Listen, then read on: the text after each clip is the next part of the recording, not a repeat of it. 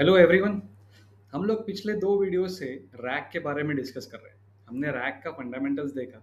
हमने ये भी देखा कि रैग सिस्टम कौन सा प्रोसेस फॉलो करता है, उसे क्यों रिट्रीवल ऑगमेंटेड जनरेशन कहा जाता है। वो डेटा को रिट्राइव करता है, फिर एलएलएम की क्वेरी को ऑगमेंट करता है, उसके बाद एलएलएम जो है वो डेटा को जनरेट करता है या आंसर को जनरेट करता है, इसीलिए इसको रैग कहते हैं। तो इसके फंडामेंटल्स तो हमने थोड़े बहुत अभी देख लिए हैं। आज के वीडियो में मैं आपको ये बताने वाला हूँ कि अगर आपको एक रैग बेस्ड सिस्टम बनाना है तो आपको क्या स्टेप्स फॉलो करनी पड़ेगी, किस तरह से आप एक रैग बेस्ड सिस्टम को इम्प्लीमेंट कर सकते हैं। ठीक है, अब आप बोलोगे सर मुझे रैग बेस्ड सिस्टम बनाना ही क्यों है। ठीक है, तो रैग बेस्ड सिस्टम के बहुत सारे एप्लीकेशंस हैं। जैसे फॉर एग्जांपल अगर आप एक लॉ फर्म चला रहे हो तो आपके पास बहुत सारा केसेस का डेटा है। आप चाहते हो कि आप अपने एम्प्लॉयज़ के लिए एक ऐसा चैटबॉट बनाओ जो कि आपके केस हिस्ट्री के बेसिस पर आंसर करे, क्वेश्चन आंसर्स टाइप का चैटबॉट। तो आपको रैग बेस्ड सिस्टम बनाना पड़ेगा। अगर आप एक चार्टर्ड अकाउंटेंट हो, आपके पास बहुत सारे आर्टिकल्स है, तो आप चाहते हो कि एक ऐसा सिस्टम बनाए जो कि क्लाइंट के बैलेंस शीट को क्वेरी करके उसके आंसर्स दे पाए, तो आपको रैग बेस्ड सिस्टम चाहिए। तो इस तरह के सिस्टम अगर आपको अपने लिए बनाने हैं तो क्या स्टेप्स फॉलो करने हैं ये मैं आपको आज बताने वाला हूँ। ठीक है, तो स्टार्ट करते हैं। सो बेसिक रैग पाइपलाइन जो है, इस पूरे सिस्टम को पाइपलाइन कहते हैं। तो बेसिक रैग पाइपलाइन जो है वो इस तरह से बनती है। आपके जो भी डॉक्यूमेंट्स हैं, चाहे वो टेक्स्ट फॉर्मेट में हो, ऑडियो हो, वीडियो हो, वो सारे डेटा को आपको एक डेटाबेस में लोड करना है, डेटाबेस में स्टोर करना है। अब ये स्टोर करना इतना सिंपल नहीं है, कंट्रोल एस दबाया और स्टोर हो गया, ऐसा नहीं होता। वो डेटा को आपको फॉर्मेट करना पड़ेगा, उसको प्रोसेस करना पड़ेगा, उसके बाद ही वो एक डेटाबेस में स्टोर होगा। इसके बाद इसी डेटाबेस से आप उसको सेकंड स्टेप में रिट्राइव करके एक एलएलएम को पास करोगे। ठीक है, ये ओवरऑल आइडिया है। डेटा लो, उसको डेटाबेस में स्टोर करो, उसको रिट्राइव करके एलएलएम में पास करो।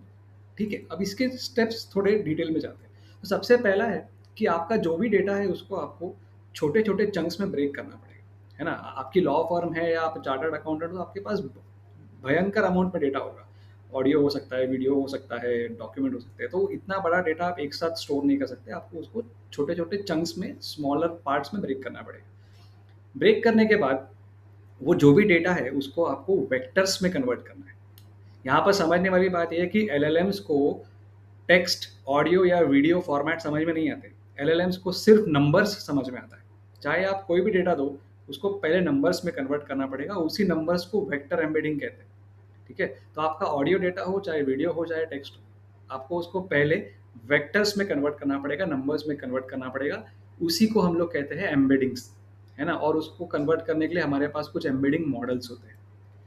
ठीक है, कन्वर्ट कर लिया नंबर्स में, फिर इस नंबर्स को, इन वेक्टर्स को हम लोग वेक्टर डेटाबेस में स्टोर करते हैं। इसीलिए डेटाबेस का नाम भी वेक्टर डेटाबेस है, क्योंकि यहाँ पे वेक्टर स्टोर। गुड, ये स्टेप, 3 स्टेप फॉलो करके आपने डेटा को, अपने प्रोप्राइटरी डेटा को, अपने कंपनी के डेटा को एक डेटाबेस में स्टोर कर लिया।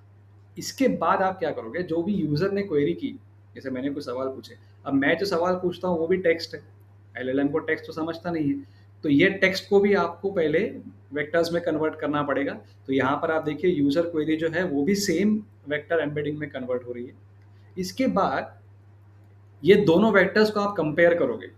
एक वेक्टर जो यूजर क्वेरी से आया है और दूसरा वेक्टर जो आपने डेटा का वेक्टर बनाकर स्टोर किया है, ये दोनों में आप सिमिलैरिटी सर्च परफॉर्म करोगे, कोसाइन सिमिलैरिटी सर्च। तो आपको पता चलेगा कि बेस्ट पॉसिबल आंसर क्या है। इस डेटाबेस में से बेस्ट पॉसिबल आंसर को आप रिट्राइव करोगे, राइट। और फाइनली ये रिट्राइव करने के बाद आप एलएलएम के लिए एक प्रॉम्प्ट जनरेट करोगे। तो एलएलएम के लिए यहाँ पर देखिए प्रॉम्प्ट कैसे जनरेट हो रहा है, यूजर क्वेरी से, और जो आपने डेटाबेस में से डेटा रिट्राइव किया, टॉप के चंक्स जो आपने रिट्राइव किए, ये दोनों को कंबाइन करके आप एलएलएम के प्रॉम्प्ट जनरेट कर रहे हो, है ना। डायरेक्टली आपकी यूजर क्वेरी से प्रॉम्प्ट जनरेट नहीं हो रहा, है ना। आपने जो वेक्टर डेटाबेस में डेटा स्टोर किया था उसको भी कंबाइन किया जा रहा है। तो ये ऑगमेंटेशन है, this is the augmentation. And finally आपका एलएलएम जो है वो रिस्पॉन्स जनरेट करेगा। ओके, सो ये जो स्टेप्स मैंने आपको बताए हैं, आपको कोई भी एप्लीकेशन के लिए रैग बेस्ड सिस्टम बनाना हो तो यही स्टेप्स आपको फॉलो करने पड़ेंगे। अब लैंगचेन या दूसरे फ्रेमवर्क में ये स्टेप्स कैसे फॉलो किए जाते हैं ये हम लोग आगे आने वाले वीडियो में देखेंगे। Thank you.